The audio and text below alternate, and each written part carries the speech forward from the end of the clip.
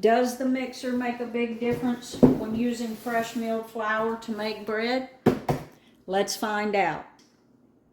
I have not been able to achieve the window pane kneading my bread with my current mixer, so I'm going to get this washed up and give it a whirl. I'm going to go ahead and turn it on and mix it. Got that on speed 2.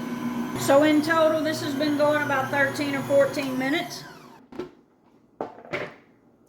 I'm just going to break a piece off. We're definitely at window pane. I have never been able to achieve that with my current mixer.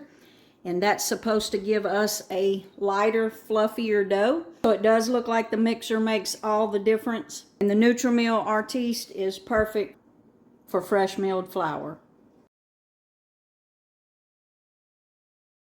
Let's cut into one of these buns and see what the inside looks like. Oh, that is so soft.